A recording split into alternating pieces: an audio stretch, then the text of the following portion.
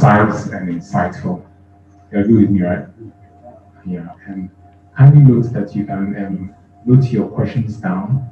We'll have a question and answer session after all the sessions where you have the chance to ask any question you got while the session was going on. We will quickly go on to the next session, which is pensions. Pensions. Want to understand what benefits we are receiving after our active lives in the corporate world. What is there to know and what not to know, and what are some of the misconceptions. We want to really understand what goes on in that stage of our lives. And so we'll quickly take that. And the resource person taking us through that is Mr. Joseph Toku. And by introduction, he has an MSc in mathematics from KNUST and Paul University in India. Paul State, Indiana, USA. Toku is a board member of St. Martin Victoria School and also the board chairman of Goodwill Insurance Brokers Limited in Accra.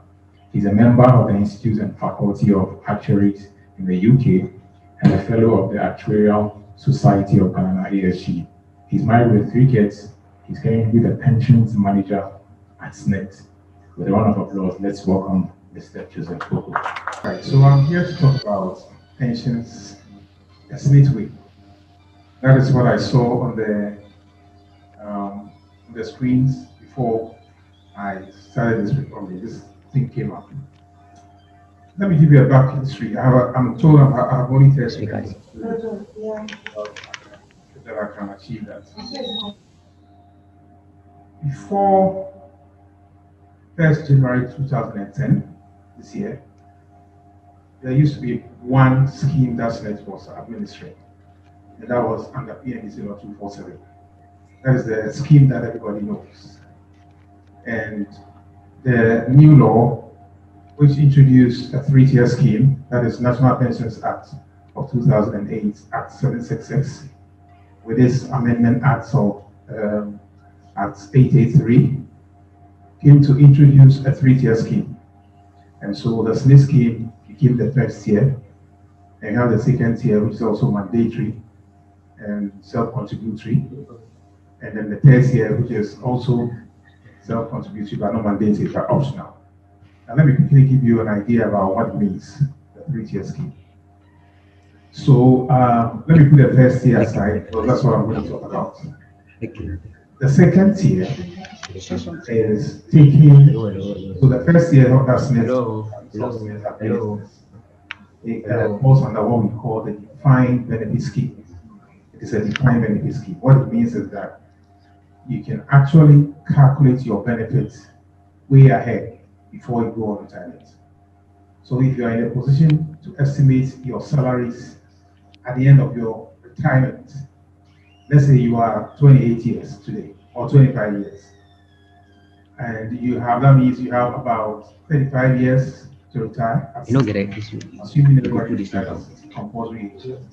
And if you know your salaries now, assuming you stay in the same company where you are working now till retirement, you can, through past history, estimate your salaries from now to the next 25 years. It's simple. If you are collecting 5,000 cedis a month now, and the history is that every year, through negotiations or because your company is doing well, you are able to increase, or you get a pay increase of about 15%. 15% will give you like 750. So that will be added to your 5,000, and that is what you're going to receive year on year. I mean every month, and the following year the same way. So you can project to the next 25 years. That's what I'm making. So you can estimate your salaries. If only you can do that, then you can estimate the pension that you can get when you go on retirement. The SSNIT scheme is supposed to replace the income that you lose through retirement. But when you retire, your employer is not going to pay you anymore.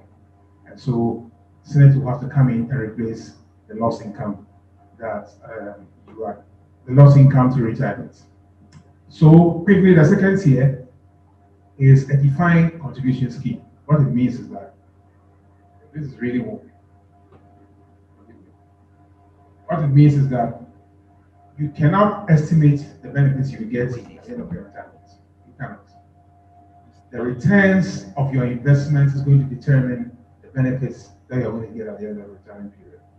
So if your second tier fund managers are doing well in terms of their investment strategies and options that they have, and they're able to accrue a lot of benefits or a lot of interest return on your investments, then you also do well when you retire. Because the law says that 5% of your salary, basic salary, should go to the second tier. We'll come to that in a minute. And then they have to invest that amount to be retired. So it's going to compound. Wherever they put the investment house, they put the retirement, the investments, will determine the benefits or the returns of the investments. So there is no formula. If the investment tanks, you are going to lose money. But of course, the good news is that you are not going to lose all of your money. The principal will be there, but then the real interest on it will probably be low. So that's the difference between the first year and the second and third year scheme, pension scheme. The third year is similar, but it is not compulsory. I'm saying this because we are talking about retirement planning. So this will help you to plan, because there is an inherent tax incentive that you have. The total contributions, as we come to in a second, compulsorily, you are supposed to pay 13.5% to SSNIT and then 5% to your second tier fund managers. Now, so together it's 18.5%. But the law allows you to go further in your third tier to contribute about 16.5%, which will add to the 18.5% to give you 35%. So the 35% is before tax. So that one is deducted before you pay tax on your 65%. I hope you are getting my calculation. Yeah, so there's an incentive for you if you decide to opt for the third tier or you decide to contribute to the third tier scheme. That is the advantage. But first year, second tier is compulsory. You don't have a choice. As long as you live in Ghana, you work in Ghana, and you pay your taxes, you're supposed to pay social security contributions. So this is about the 3 tiers. And I'm going to zoom in on the first year that SSNIT administers. So the SSNIT program provides 5 benefits. Now, let me quickly say this. You are supposed to contribute, as I mentioned, a total of 13.5% to SSNIT. Out of the total 13.5%, 2.5% will go and finance your health. It goes to the National Health Insurance Scheme. So if you're a SSNIT contributor, you're already guaranteed your premiums are paid under National Social Security, National Health Insurance. The remaining 11% is what SSNIT is supposed to take care of, invest the money, and be able to pay you benefits. Now, the benefits under the scheme are: 1, the superannuation benefits, which we call the pension. In this case, let me call it pension. And then we have, when I talk about the pension, we have the compulsory retirement, which is at 60, but the law also allows you to retire before that. That's if you are 55 years and above, you can retire. But when you are 60 years, you are not supposed to continue to work. If you are going to lose income, your salary stop coming, and then SSNIT will have to come in to replace the income that you have lost through retirement. So the benefits are the old age pension, which is called the superannuation in the law. Then we have the old age lump sum for those who are not able to meet the criteria for qualifying for pension. That is, you can qualify by age, but they will not qualify by the number of months of contribution that they have made into the scheme. So in that case, they are retired, all right, but they cannot get pension. Because to get pension, there are 2 conditions that must be satisfied. The first one is the number of months of contribution you make into the scheme. And the second is age. So if you get the age, if you get a 2, you qualify for pension. If you get 1 and you don't get the other, you don't qualify for pension. So quickly, let me mention that if you qualify by age, which is 55 years and above, and your number of months is less than 180 months under Act 766. You need a minimum of 180 months. That is 15 years contribution to qualify for pension. Then your number of months is not up to 180 months, but you are 55 years and above. You don't qualify for pension, but you qualify for old age lump sum. If you qualify, if you meet the minimum contribution of 15 years, but you are not up to 55 years, you don't qualify for anything. So the age is number one. You have to meet the age criterion, and then we look at the number of months of contribution, whether you met the minimum number of months or not. So if you get the age, that's the first one, and the number of months 55 to 180 months, if you qualify for pension. If it's less, you don't qualify for pension, but you qualify for old age lump sum. That is a calculation of all your contributions with interest, which is paid to you one time. But the pension is the series of payments that are paid to you periodically till you die. That is the pension. The third benefit is the survivor's lump sum. The survivor's lump sum, you are not going to enjoy it, but rather your beneficiaries. So as you live and contribute, you are advised to update your nominees. Now, probably you are young, you are not married, you don't have kids, so you put your mother, father, brother, or somebody there as your nominees. And some people even put their old sweethearts, girlfriend sweethearts there. They didn't go into their head and see a girl, oh, that's my sweetheart. And then you have to register and put the person's name there. Not even married to the person, especially the guys. That's what we do. We put it there and we forget. We grow up, we go our separate ways, and most of them do not even end up in marriage. We go our separate ways, then, yeah, I'm just being real here. Then we get a job, a good job, we forget about our nominations. Then we go on and work and work and work and work. We get married with kids, we forget to change. And then something happens, we go and pull the documents, and you have some name nobody knows in your family. You have, and they will be looking for the person and realize that, oh, it's not even a family, it doesn't relate to you in any way. So there's no relation. That person will not qualify for benefits. So you must make it. In fact, it's even mandatory now for every person, every contributor to update his nominees once every 5 years. So you should take note of that. The third one is the invalidity pension, and this is very interesting. The invalidity pension is paid to someone who have made at least 12 months contribution within the last 36 months before the occurrence of an event. The event is supposed to lead to a permanent disability, either mental or physical. That means you are not going to be gainfully employed. So a permanent disability that will lead to you not being able to work with your physical or whether physical or mental. So it must be permanent, okay? And today we are not going to talk about invalidity. Let's hope that nobody will ever qualify for that. And that is the most generous part of the scheme, because once you make the 12 months within the next 36 months, and if any of that event I mentioned happens to you, and you are not capable of being gainfully employed, SSNIT will look at that and they will pay you throughout your life, no matter the age. It's assumed that you are already 60 years. It's assumed that you have made a minimum number of months to qualify for pension. We use that to calculate and pay you.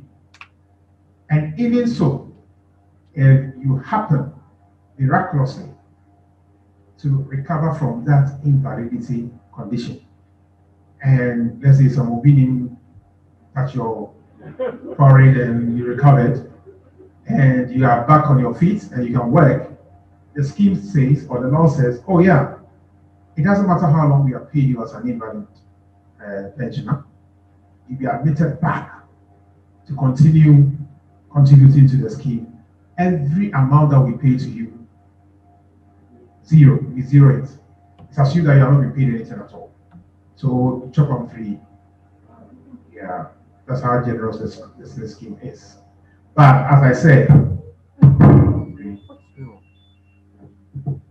I don't pray that anybody qualifies for that benefits. Actually, we have less than 1% of people who qualify for these benefits. Okay. The last one is the immigration benefit.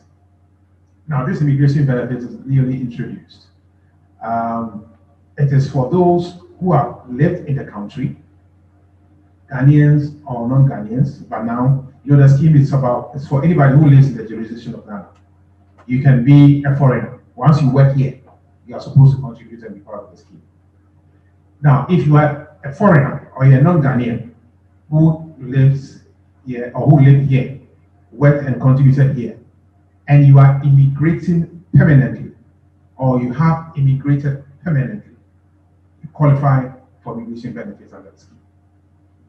So it means that you stay here and work and contributed into the scheme, and you are leaving the country and not coming back. That's what I mean by immigrating permanently. You're not coming back.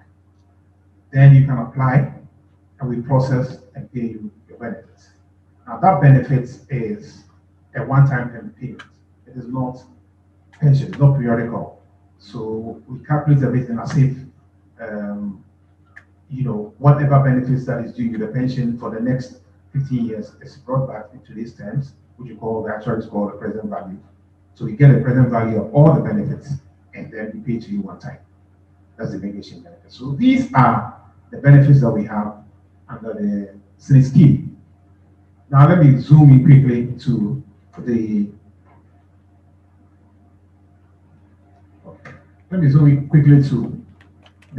superannuation. Okay, so every employer is supposed to deduct 5.5% of your basic salary and add 13% to it, making the 18.5%. So the 18.5, total 18.5%, 5% of it will go to service or to fund your second tier, or go for second tier investments. And then the 13.5%, as I said earlier, will come to SSNIT. And SSNIT will remit 2.5% to National Health Insurance Scheme. And we keep the 11%. So this 11% is what goes to fund the benefits that are enumerated under the scheme. And somebody can benefit from at least 3 of the benefits, or 2. You can be an invalid and become, recover and continue to contribute, and now retire proper under the compulsory retirement condition. So you enjoy both. But ideally, everybody's supposed to enjoy one of the benefits. Okay. So the 11% is what is going to finance those benefits, because it has to be paid for. All right. So it is not only, another thing, it's not only the returns that pays for the benefits. The SSNIT scheme has what we call, it's intergenerational. That means people will come back to contribute to support those who are going more on pension. And then it's like the investment we are having or we are doing now is for the future. It is not individual account system that we operate. We pool money, put together, and fund. So no single individual can claim that this is my account. I made so many months of contribution, so much, so pay me. Investment alone doesn't pay for the benefits. So that is why we need that contribution and also people to come in support the benefits that we are paying to the pensions. So I've already talked about this, so let it go. Now, let's look at the factors that will determine your benefits or your pension. So I'm going to talk about pension. Maybe another time we can look at the other benefits and how to calculate the old age lump sum benefits, or maybe the survivor's benefits, or invalidity benefits, or even immigration. It is necessary for us to do that. I don't know how many extra streams we have about that, but yeah, if you can't see necessary to do that. So, number one, I said the number of months of contribution key, and the salaries. This is very, very important. The salaries that you were earning before you went on retirement. That is key in determining the amount of benefits that you get or your pension that you get. A lot of times we hear people saying, "Oh, I've contributed for so long. I worked for 40 years, and it's so small. The amount you are paying me is just too small." They don't talk about how much they were earning in that 40 years. They only talk about the number of months or number of years that they worked or contributed. That is not fair. That's not what the law says.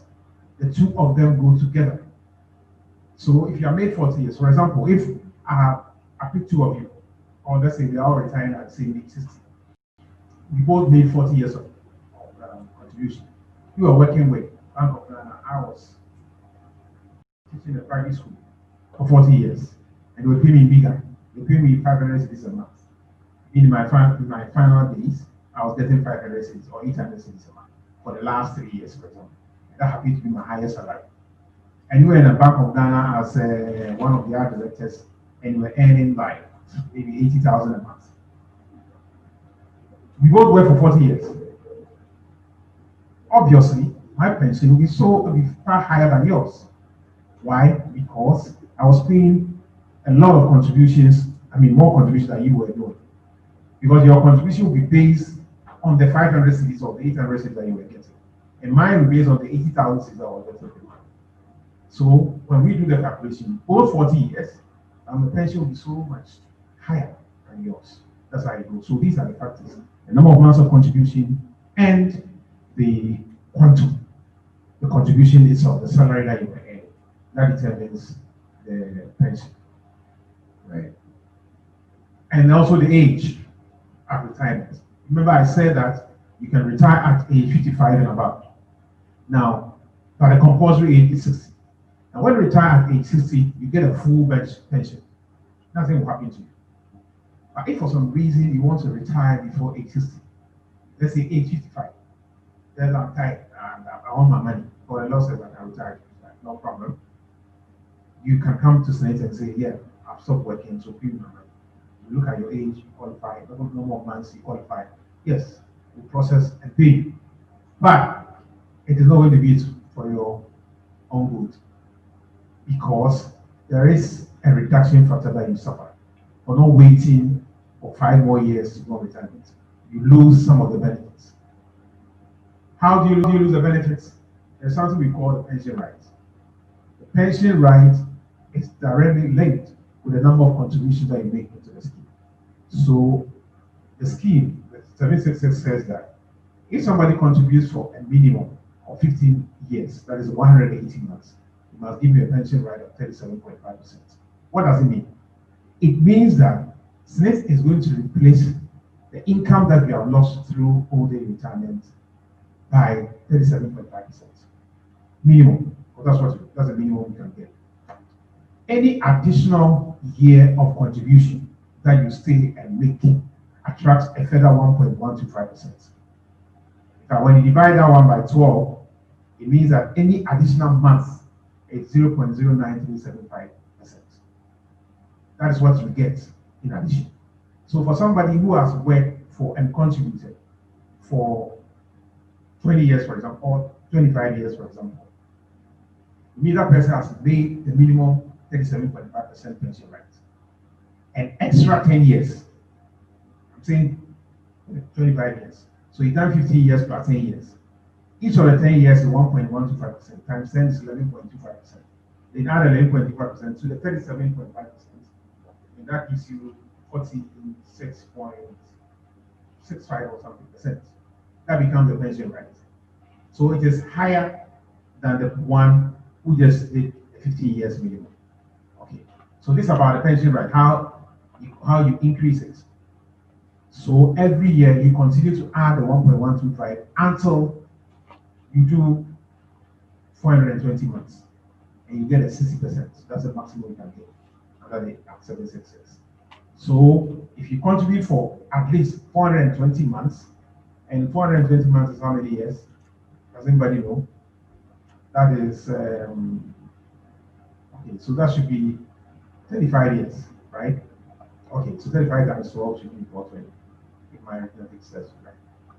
So if you contribute for just 35 years, you get a full pension right.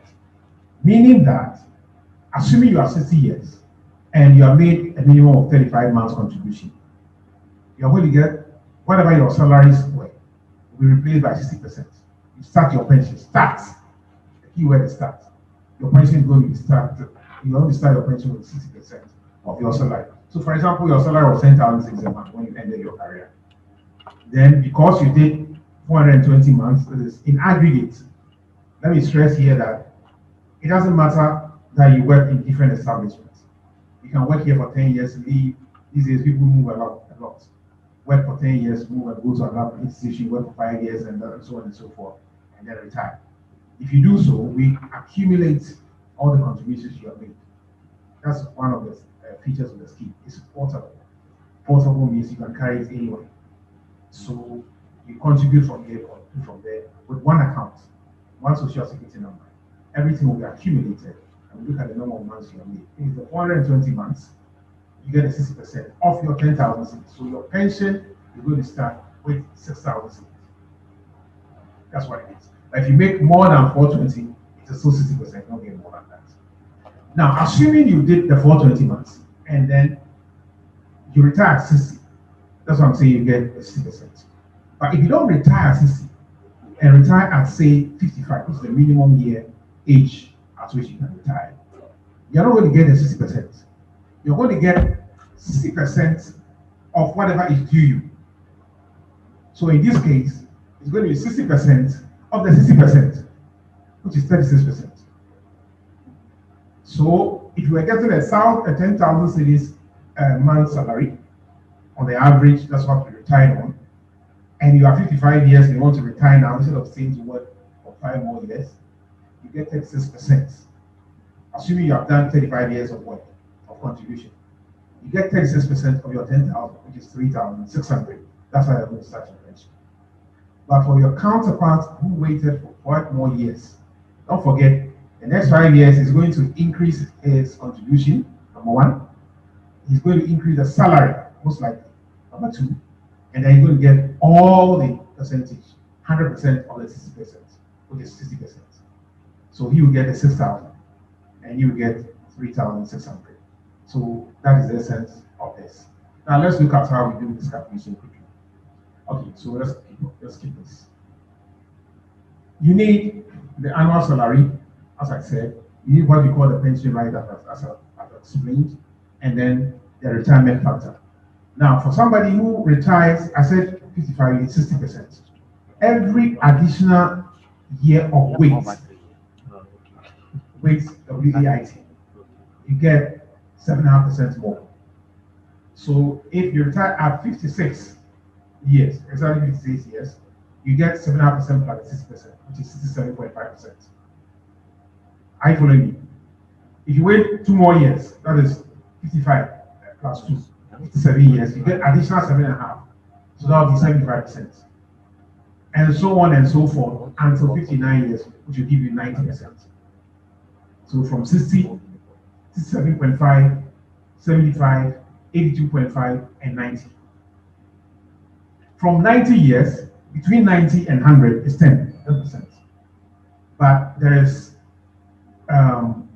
between 90 and 100, between 90% and 100% is 10%. But the age is 59. And then you have 60, that's 1 year. So between 59 and age 60 is 12 months, and divide the 10% by 12, which is 0.0833%. That is going to be the additional month that you get. Meaning that if you retire at the 59 years, 4 months, for example, then you get your 90% plus 4 times the 0.8333%. And that will add to 90%. So that gives you like 93 or 4%. Like that, and so on until you reach the age of 60, they get 100% of whatever is due you, which you call the pension right. Okay, so now let's see how the gymnastics work. Let's move to the next stage. So please move on. So this is what I was talking about. So 35 years, 15 years minimum, you get 37.5, and then 16 years contribution will give you 38.6, and so on and so forth. And if you look at the early retirement down there, the 55 years gives you 60%. 60% is what you are seeing as 0.6. And then it moves on 7.5% more, 7.5% more, all the way. So 90%. Let's take an example quick. So Assuming a member is retiring at 60 and has contributed for a period of 250 months, and we are going to calculate the best 3 years annual salary. This is assuming this is the best 3 years annual salary. Well, the calculation is that to calculate your benefits, you need to find the best 3 years of your working life salary. So it doesn't matter, you can work probably with an expatriate who were paying in dollars in year 2015. It was $10,000 a month. We did that for 2 years. And then the company folded up and left the country. Then you joined another company. And then, of course, a Ghanaian company, so they were paying 10,000 cedis a month, not 10,000. When you retire, we look at the whole contribution that has come through your entire working life and pick the best out of it. So in this case, the CD equivalent of the $10,000 you receive for 2 years is going to be picked. So obviously, it's going to be higher than all the others. So we pick those 2 years salaries and add the best one, probably the later part, the latter part of the working life. And then we strike the average. And that's what we call the best 3 years annual average salary. So when we get the average, that is what we are going to use to compute your benefits. Okay. So let's say the salaries are as displayed on the board: 60,000, 58, and 44,000. So average is just arithmetic average. You add average of 3 numbers, you add the 3 numbers and divide by 3. You can find an average of 5 numbers, you add all the 5 and divide by 5. That's straightforward. So that is what I've done. And then that's the figure that I'm getting, 54,000. So this person, whose best 3 years salary was 60, 58, or 44, the 3 best years salary, you get 54,000. Now, the second step is to calculate the pension right. And I told you, the pension right depends on the number of months of contribution that you make. So we use this guy, say 250 months. So his pension right is going to be the first 180 will be the 37.5, and the extra month 0.109375 times the number of months left. And that's what you see here. So we translate 44.6. It means he has earned the right that we should replace his pension and his salary that he was earning by 44.06%. That's what it means. Okay, so this is the table. I'll put that in the table. This table tells you from month to month. If you retire at age 55 years, 2 months, then your reduction factor, the early retirement factor, as I mentioned, is 55 under 2. 55 in the row, and then 2 column. And that is 0.6083. And it goes on and on and on. So somebody retired at age 59, 6 months, for example, and it's 59 column. It goes a row here, and it goes to the column 6. So scroll up. Please indicate the middle where the one is. Oh, all right, no problem. Okay, where do you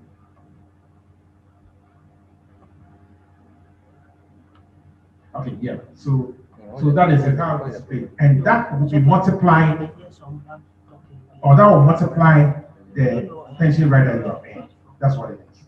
Let's move on. Okay, so let's see the calculation. So for this person that the example that we're working, we said the person retired at 60 and they have made 250 months of contribution. And so the early retirement factor is 1. It's 100% because you have 60 years. And so that's why you see the formula there. So the average annual salary, the first 3 years average, the pension right, and the early retirement factor. That's the 54 times 44.06% times 1. And that gives you the annual salary, 23,793. So if you want the monthly, you get divided by 12 and you get your monthly, which is the 1982.81 for this person. Yes. All right. So let's look at a second example where the person retired before age 60. Assuming the person retired at age 56 years 2 months, and he had made the same number of months of contribution, the same salaries. Let's go on with the calculation. So the same calculation, best 3 years calculation, move on. And the same pension rights, but now let's look at the calculation. I said 56 2 months. So if you go back to the table, the previous table, where we have, yes, here. So let's see where 56 2 months is. 56 2 months is 0.6. Can you mention to me 6075? 6875. Good. So let's go back. So that is the factor the early retirement or reduction factor. So that is what you see there. So you have the 54,000 plus the pension right of 44.06, but he's only getting 68.75 of whatever was entitled to, or he was entitled to. So have you seen? So it doesn't pay to go on early retirement. You need to plan so that you can enjoy the full benefits of your sweat. And so that is how the calculation is done for the pension. Okay. Now, under 766, let me quickly touch on this. Under 766, because you made contribution, I don't know how many, I believe everybody here started working, let me assume that you started working in 2010 or before 2010. If you did, if anybody here started contributing before the year 2010, then this one applies to you. But if you did not, you are not part. It is only for those who made contributions before the coming into effect of the new law, the new three-tier scheme at 766. You made some contributions in the past before the law came into being. So the law says that we should calculate part of the contribution that you made, because it doesn't pay. The law this second tier doesn't pay lump sum. The lump sum is the second tier that you are supposed to get from your investments, and then to pay to you one time. SSNIT only pays the first year, which is the monthly pension. But because you made contribution before 2010, January 2010, we calculate, it's like your lump sum. The equivalent of your lump sum is 4% of the contribution that you made before the law came into effect. So we accumulate that 4% with half Treasury bill rate compounded annually up to December 2009. And then we leave it there until you go on retirement. So when you go on retirement, let's say in this year, December 2020, then we accumulate interest from January 2010 to December 2020 for you. And that interest is full 100% TB rates compounded quarterly. So you do that like as if you have your money, you had your money as of 2010, and you are investing in Treasury bill rates every quarter.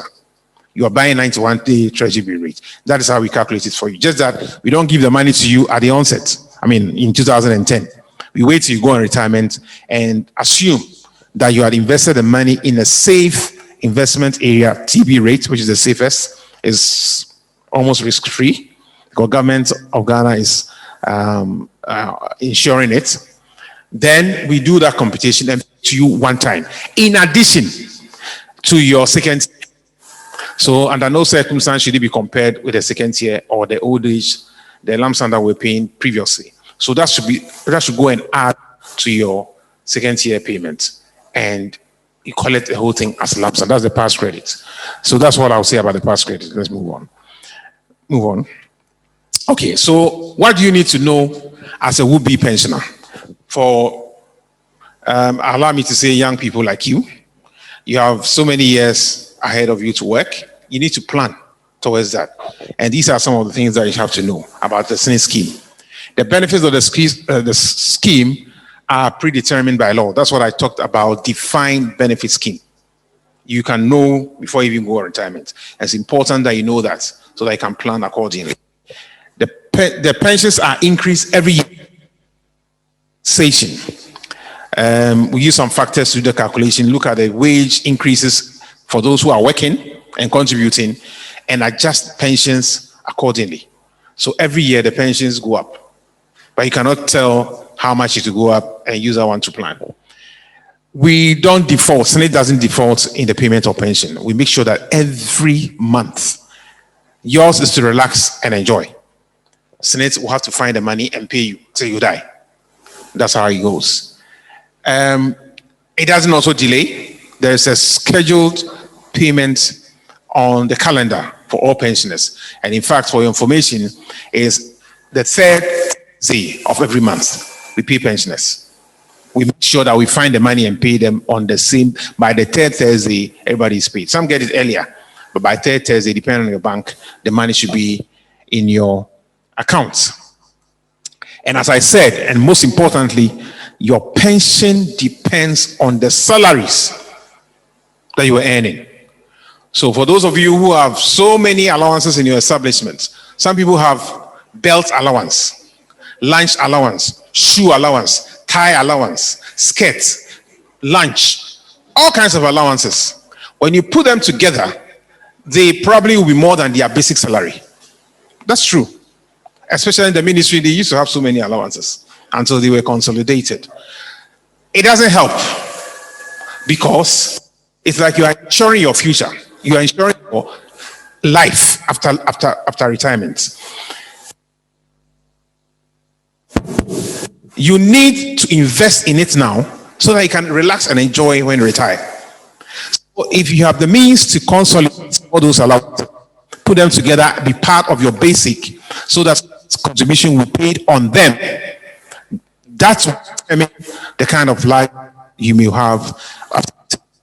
Very, very important. Okay, we don't charge for processing your pension. That's another thing. And then there is a minimum pension that we pay to everybody. It doesn't fall below that. That's a net that we have for every worker. In fact, as we speak, some people will even be better off if they are pensioners, because their pension will be higher than what they are earning today. Some are earning like 10 or less, whether you believe it or not. Yes, unfortunately. Okay, and as a pensioner, but if you're a pensioner, every year you need to renew what we call pensioner certificates. That's what it is.